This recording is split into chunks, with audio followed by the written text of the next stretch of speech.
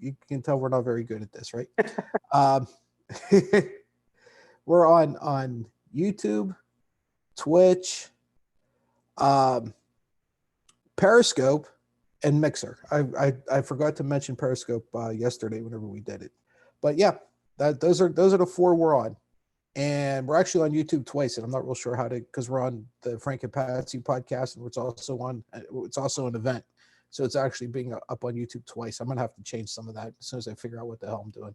But yep, three places, 4 streams, 3 places. That's awesome. And of course, I'm Frank Nattel and one of the co-hosts of the Frank and Patsy pod. And obviously, I'm the other one. I'm Patsy.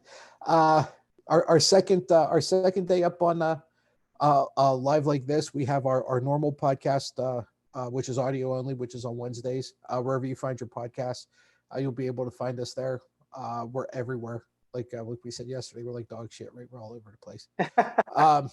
But this is only our second second day up on streaming platforms like this, and we will be joined. I'm pretty sure Master Grant, who's my co-host on Mastering the News on Sundays, will be on. Dr. Diane Bowser's committed to coming on, and our friend Lou Presner will said he'll be running a little bit late. So until everybody gets in, you guys are just stuck with the 2 of us.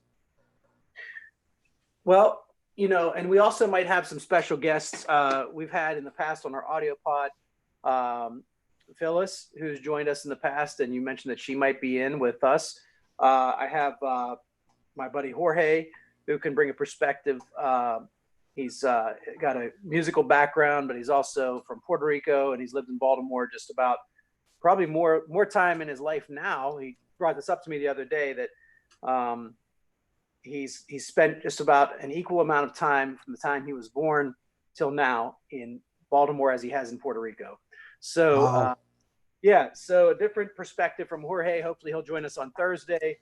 One of my soccer buddies, Chris Mumby, might join us sometime. Chris played in some of the lower levels in Italy in the Serie B, and he had some tryouts for some Serie A teams, so we can get his perspective on things as well. So I think we're gonna have a fun time with this. Yeah, I think so. Now, honestly, Frank, up until now, I didn't even know that. That sounds fantastic. That sounds like we're gonna have a great time with folks. Obviously, this is a very what we like to call it universal show. So we welcome people from all over, all walks of life. As it goes on, obviously you will be able to tell how we lean and where our thought processes are. So, take that as you will.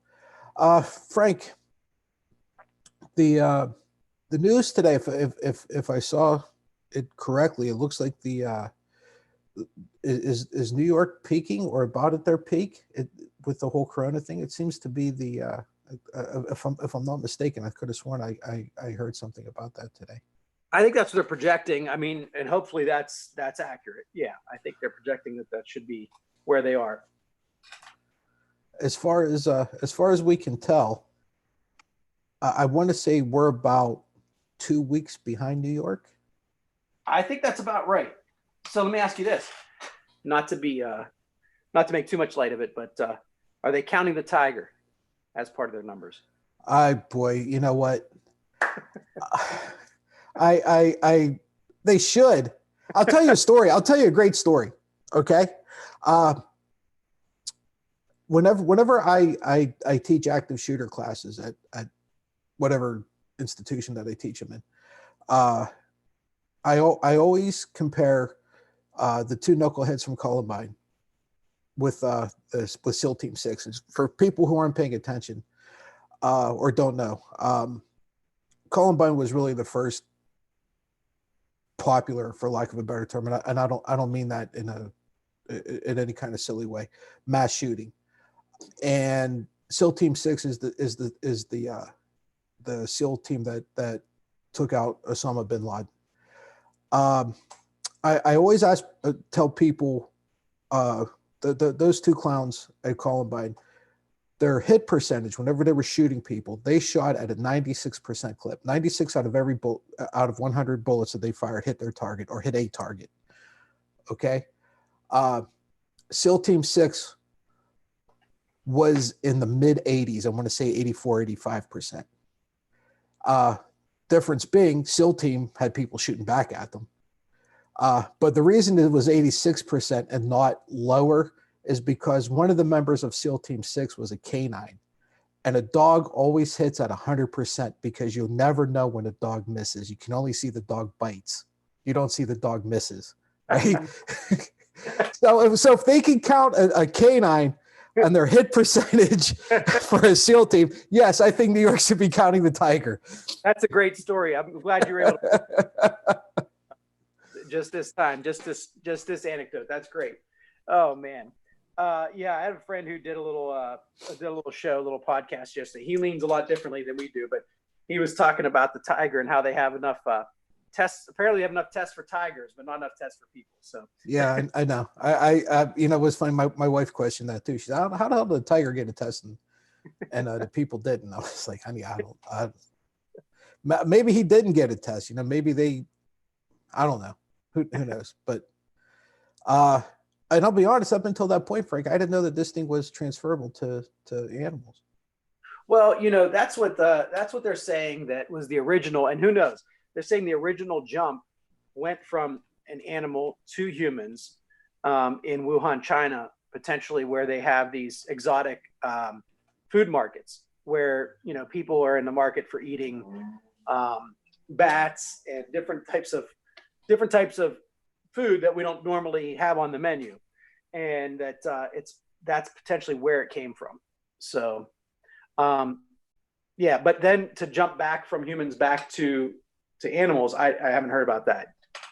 Yeah, that was different to me. That really grabbed my attention because I didn't think that that was possible. But and how did they get contact with the tiger? I guess a zoo worker being that close to the tigers. I don't know. It would have to be, right? Because I mean, it's the circle or that transmission dynamic isn't going to be between animals. It's going to have to come from a human someplace to them. Now, curious is because you would think that each type of animal is segregated, right? So the tigers aren't usually in contact with the elephants, right? So did this tiger get it from one of its handlers, from a human, or did a human infect another tiger who was a carrier that affected this human or this other tiger?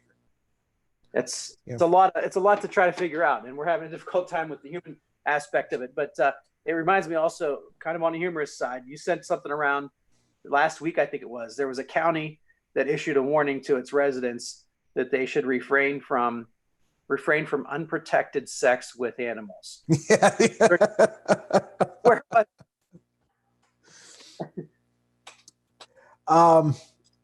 It was I think I posted it on Instagram, honestly, where they it was like a graphic that they put out, right? So for everybody to see it, they had a list of things, wash your hands for 20 seconds or whatever it is, yada yada yada. And the very last one was, do not have unprotected sex with animals.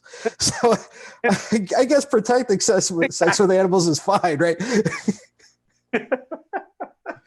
Unprotected though, that's subject. That could be a fine, I guess. I don't know. That's a horse of a different. That's hysterical. I saw that and I had to share it because it's like, you can't make this up. You just can't make this shit up. No. So what's the kind of, I don't want to say timeline, but you said 2 or 3 weeks we're behind New York. How far was New York behind the West Coast in terms of, I think the West Coast saw their kind of flattening of the curve. Was it last week? Yeah, I think so. And if memory serves, California really was on the ball about this. I know San Fran. I remember people laughing at San Francisco, right? The mayor of San Francisco, whenever this whole thing started, just immediately shut everything down. We talked about a lot, yesterday about shutting everything down for 2 weeks. Remember, he brought up a great point. The mayor of San Francisco, I don't know if everything was shut down or they just started the social distancing and the well, the dynamic that basically we're all in now, but they did that immediately, and San Fran saw a very dramatic drop and the curve leveling out very rapidly because they were so far ahead of everything that they kept everything to probably about as minimal as you could get. I mean, you can maybe nitpick here and there, being hindsight and everything, but they were. I don't think those folks are getting nearly enough credit.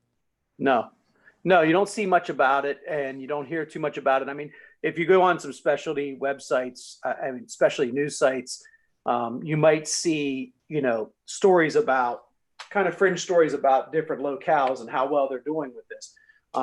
But you're right. I mean, and we should be looking at that as a model because, you just sent something around, or I think somebody else sent something around on maybe it was Presner that sent something around on our Discord earlier today about how our region, just over the border in Eastern Ohio, is going to probably have its surge April 27th. Hey, there's Prez. There's Frank. Hey, Lou, how are you? Good. How you guys doing? My laptop worked beautifully on Zoom this morning at 7 a.m. and it hates yours. I don't know what's going on. It doesn't like us. We're far too liberal for him. Is that what it is? I think so.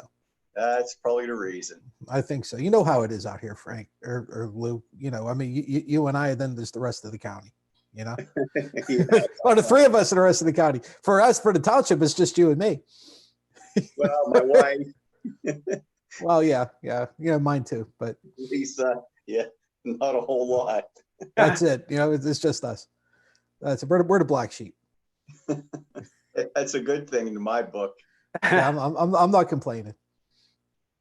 So we were just talking about that you sent around, Lou, that said that the peak of the surge, or the surge, is going to hit us in Eastern Ohio, Western Pennsylvania, around April 27th.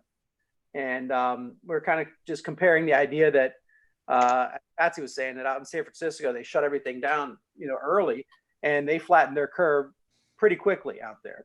And if we were to look at a model, it might be a good model to look at and say, what did they do? What steps did they take? And how can we try to emulate that in some ways in our area? I did notice they were able to flatten that out easier, but is it a different lifestyle responsible for out there? I mean, it's more liberal. They're not into fake news, the literal fake news. Yeah. So they're more likely to, adhere to the warnings too. Plus, their leaders reacted a lot quicker when they got the news also. And not to interrupt, but Dr. Dye's on with us. Hey. Yeah, you are muted, by the way, just so you know. Okay. All right. She's getting on. Master Grant is supposed to be joining us at some point. I'm sorry, Lou. I didn't mean to interrupt. I just wanted to introduce Dr. Dye. I had noticed that earlier today. I don't know what else you talked about, but it does. I know Ohio's getting a little more stringent on things. They have already issued some misdemeanors for parties over in Youngstown. I don't know if you caught that. I did not know.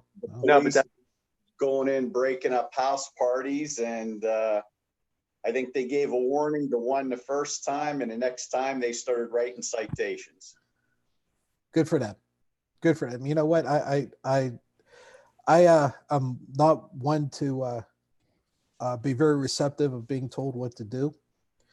But whenever one's actions have effects on and can do such incredible amounts of harm to other people, I'm sorry, you have to bend the rules for a little bit. Hi, sir. How are you? I am good. I guess Master Grant. I guess I am late. Well, not really. Dr. Dye just joined us as well, and Okay. Lou was on a couple minutes ago. So no, you're okay. right. Well, you did travel from the Death Star after all. It's good that you're back. Yes. Yeah, boy, it was really rough up there. I bet. Frank and Frank, you want to give everybody a quick recap? Yeah, just real quick. We just talked about how the surge is supposed to be coming to Eastern Ohio and Western Pennsylvania around April 27th, early May, we were talking about how we're maybe a couple weeks behind New York, and New York seems to be flattening the curve. And then we talked about how San Francisco, kind of just looking at pockets around the country, San Francisco flattened their curve really quickly. And we're just thinking, like, were there any lessons from San Francisco that could be applied to our area? And what can we do to try to emulate that might help us quickly flatten the curve once we see that surge here? So hi, everybody. I'm not muted anymore. And so I have some ideas on this. They were early to quarantine. They were early to take preventive measures. They were criticized for taking those measures so early before there seemed to be a problem. But now they're in the position of having such good fortune that they can send their ventilators to New York because they're not using their whole supply. So I think it gets back to what you said a few minutes ago. They bought into the real science instead of the pandemic hype and the fake news. They quarantined early and they really abided by those directives and guidelines. And not every area is doing so well. If you go out to Lake Arthur, which is near me, you're going to find a ton of people not abiding by those guidelines in the sense that everybody's out in the park. Maybe some people are getting too close together. And so we're not going to experience our spike like maybe till the end of April, early May. If Frank and I were talking a little bit earlier, and I took a guess. It really was just a shot in the dark, but I wanted to say that we're about 2 weeks behind New York. Does that sound about right? It was more of a question than a statement whenever Frank and I were talking about it. I would feel agree. like we're farther behind. You think we're farther than 2 weeks behind? Like I said, it was a total shot in the dark, man. I'm looking at the Pennsylvania numbers, just the Pennsylvania numbers. And to our credit, we're growing more slowly than places like Louisiana and places in the South. But I still feel like we're on our way up rather than in any measure of control. When they say when it goes down to single digits again, right? So we're at 14% growth right now. When it goes down below 10%, we're starting to flatten the curve. Master Grant, what's it like down there? I think that for the most part, people have been abiding to everything that's been asked. We are probably from you about 2 weeks later. I think 10 days to 10 to 14 days, I think, is a good estimate between New York City and Western PA and Ohio. And then we are about 2 weeks slower behind than that. So yeah, we're still kind of, it's still really kind of just kicking in down here. But I think that for the most part, people are taking the measures seriously because they see what happens in New York. And so you see a lot of people out with masks, a lot of people ordering groceries to be delivered. I think here they've closed all the beaches. I feel that they've been pretty serious. I think as serious as you can get down this way.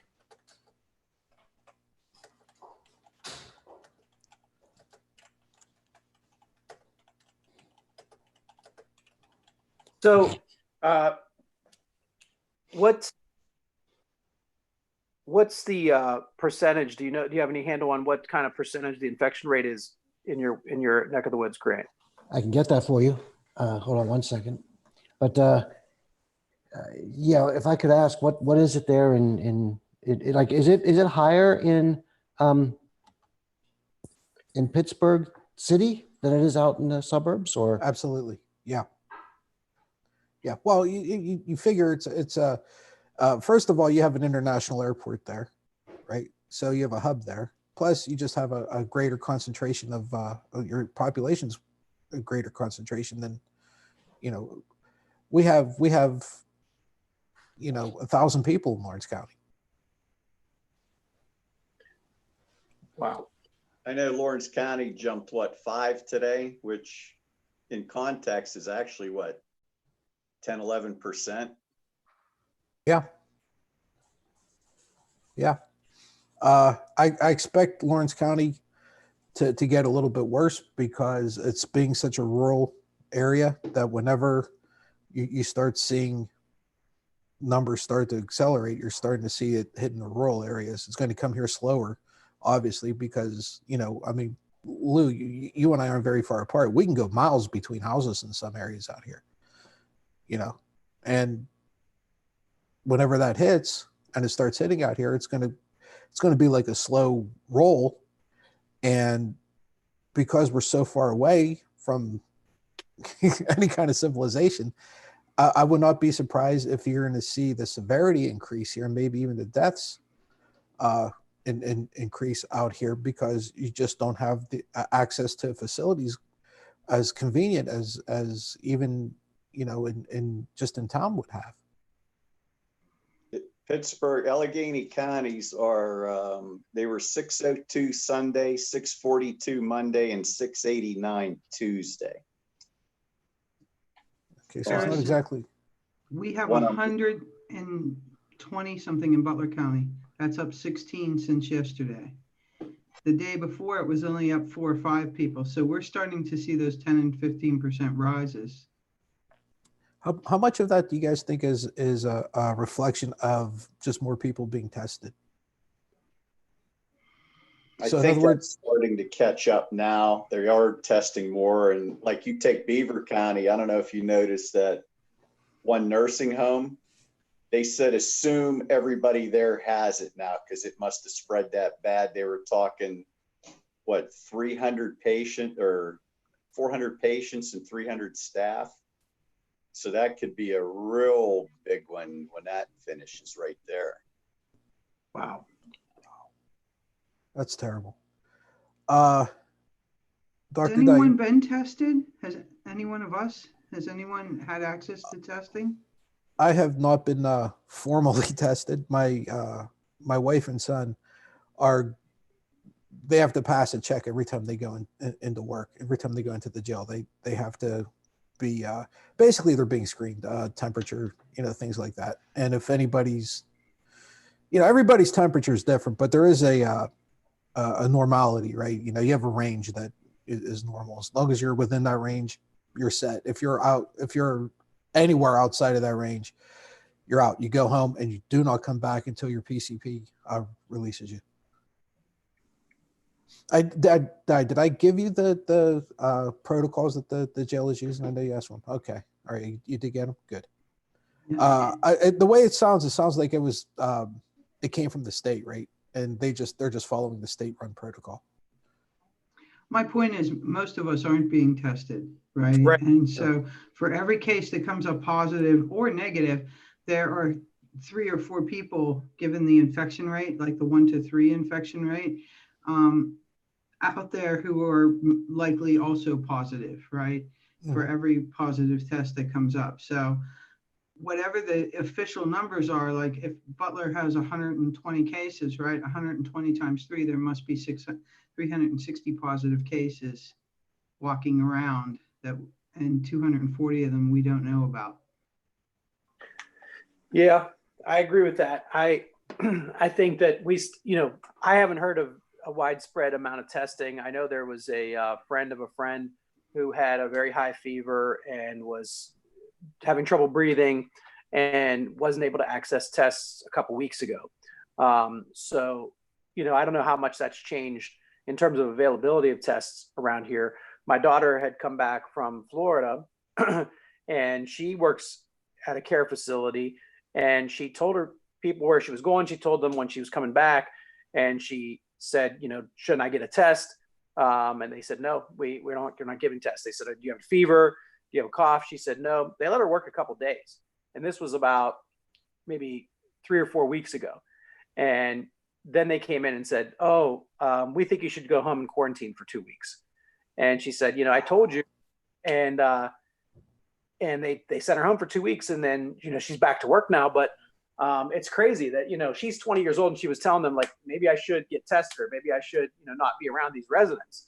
And they didn't think of it. So. Wow.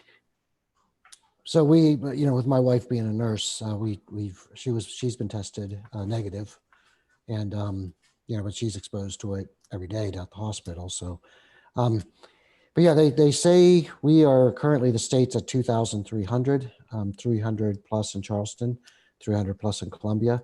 So, they anticipate us to get up to 8,000. So we're about 2 weeks behind, I think. Unbelievable.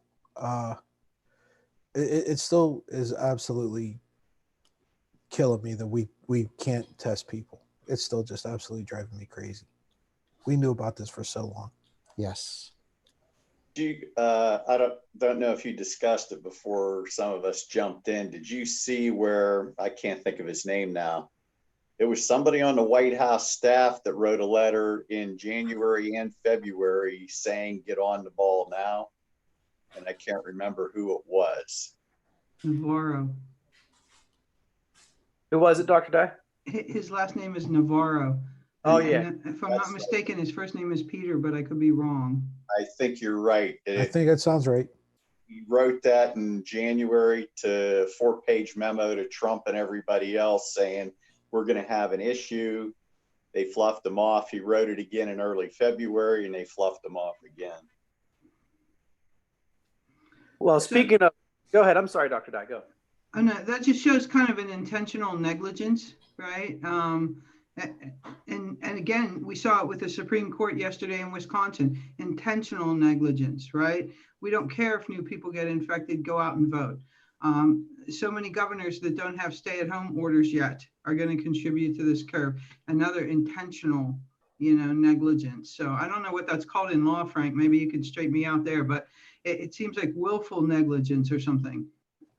Well, it's a reckless disregard. It's definitely you're not anymore really acting in the sense of negligence. You're acting in the sense of it's intentional, as you said. So since it's intentional, it's more like a battery or an assault, which is also a tort, but you're causing physical harm, potentially emotional harm, but physical harm to people by forcing them to do these things. Now, the question is, are you forcing them? And that's where it's going to become a gray area. But some of the things that are being done, it's definitely going to be a question of whether it's actionable or not, because they're state actors. If they intentionally put people in harm's way, then they could be sued under a Section 1984 claim. But you have to show that it was clearly intentional to harm people. So we'll see how that all shakes out. I think we're getting close to our time. And one thing I wanted to touch upon is something that was a carryover from yesterday. We talked a little bit about Captain Crozier from the Air Force, from the carrier.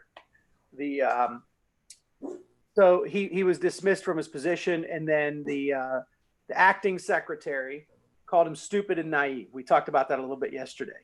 And in short 24 hours, that acting secretary has been forced to resign.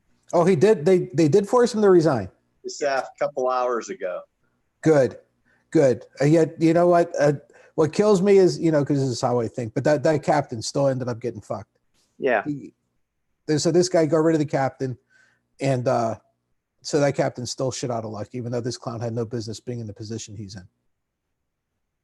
Exactly. And I still think a great punishment for him would be to have to go spend 2 weeks on that ship now. Oh, you're dead on. Yeah, you're dead on. Yes. I was not aware that he was forced to resign. He was acting anyhow. So, gee, you can imagine with everybody that's rotated through the revolving doors of this administration, he couldn't have had too many backers left that gave money to his campaign that he can put in a position now, can he? I mean, fuck, he had to run out of donors by now. Well, he got rid of the inspector general from the Pentagon that was supposed to oversee the $2 trillion coronavirus bailout, probably meaning he got some toady that's going to give his company money. And he's going to be acting, and won't have to be vetted by Congress, right? Right. If it's acting, you don't have to be vetted. And what's his acting now? About 60%? Yeah, that's what I mean. He ran out. He moved so many people. Who the fuck is he going to make take this guy's place? You know, I mean, I think he's at like 80 or 90% acting appointments.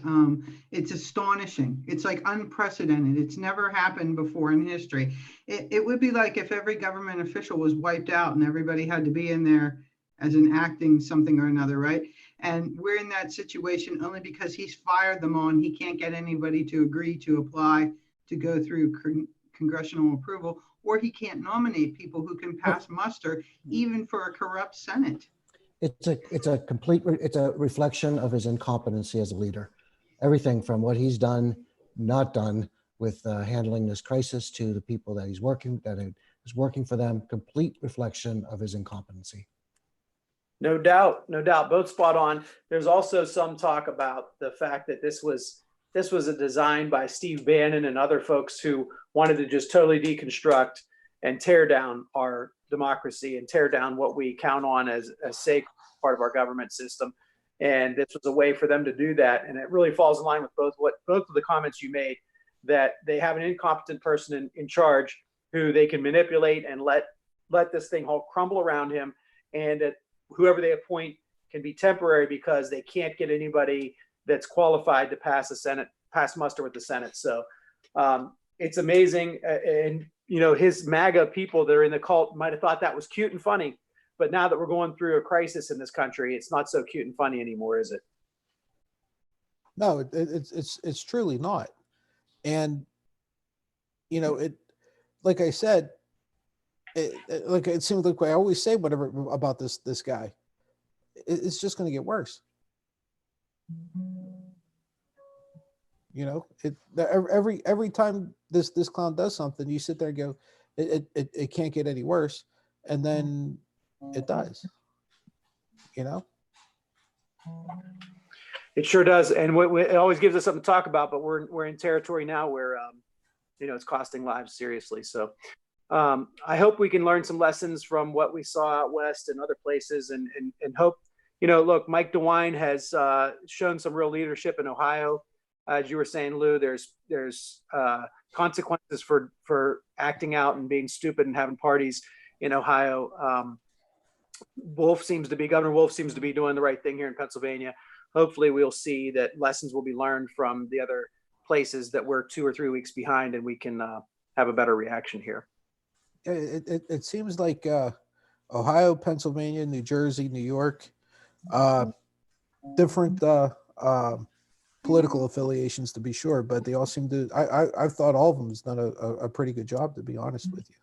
There was a link. I'll see if I could find it and send it over on the Great Lakes states and the states surrounding the Great Lakes. They're showing, however, they're tracking cell phone calls. Cell They're phones. doing the best on lockdown. Yeah, they're tracking cell phones. Well, cell phone GPS locations. Mm-hmm. Yeah, and where are the worst? Just take a shot in the dark. Where do you think the worst are? Down south. There you go. Because you're looking Master like, Grant's territory. You're looking like Georgia, like typical Yankees. Did you see the coastal Georgia, all the towns that shut down the beaches, then the governor overrode them yesterday or the day before? Wow. Yep. Nope. Didn't see that either. I did. Yeah, so the mayors in those towns, the only thing they could do is they're outlawing parking. Like along the beach, because they can't legally close the beach now. But they can outlaw parking along the streets going to the beach, I guess. Now, in South Carolina, they did close down public beaches. That's all. I know Myrtle Beach is pretty much shut down. Yeah. Oh, Myrtle is pretty much shut down? Yeah, they have been. That's good. North Myrtle and North Myrtle pretty much. If you weren't a regular resident or long-term leaseholder, renter, they said, give you your money back and send you home. Wow. Wow. Good for them. You guys are killing me.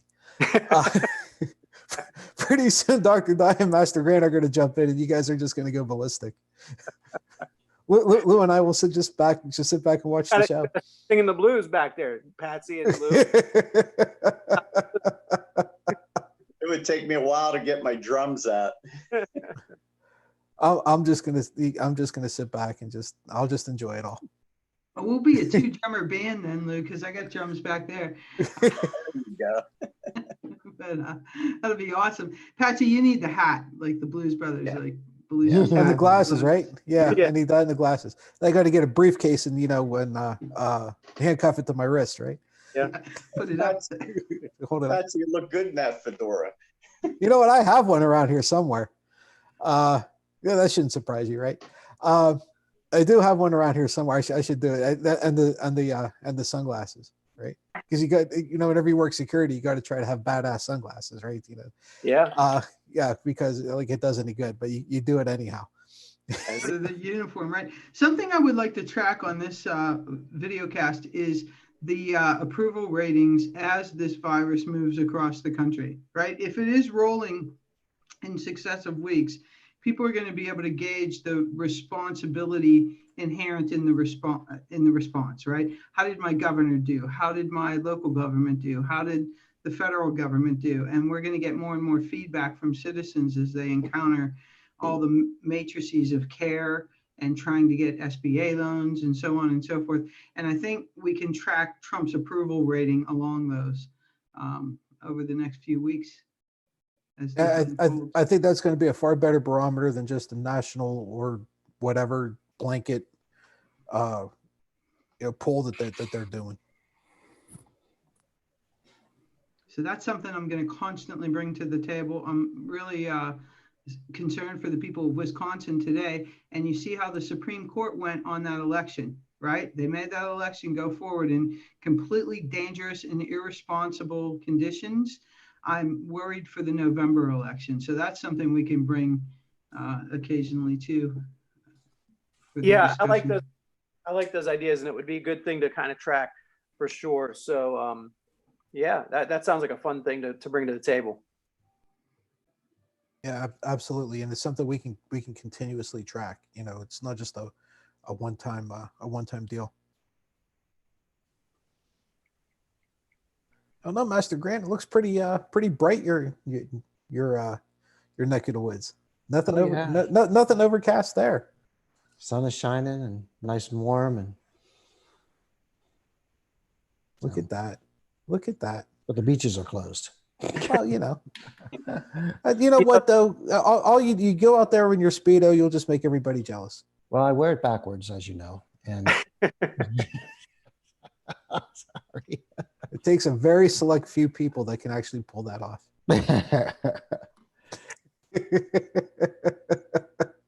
I like how he said, as you know. I thought that was going to slip in there. And I'm like, oh yeah, I know, yeah. Oh, Frank, what do you think? I think we should put a cap on it, but tomorrow, bring the lightsaber, Grant. Okay. Cue up the keyboard. Lou, have the drums ready to go. I guess on Thursday we'll be back again, right? Yeah, we will be back here on Thursday. Tomorrow, obviously, Frank and I will have the audio pod, our normal audio pod tomorrow. Then the band's all back together. How about that one? There's another Blues Brother reference for you, right? One of you have to say we're on a mission from God. I'm sorry, I can't hog it all by myself. Somebody's gonna have to do that. We got 3% left on our iPad. I got a half a pack of cigarettes. It's dark, and I got sunglasses on. Let's hit it.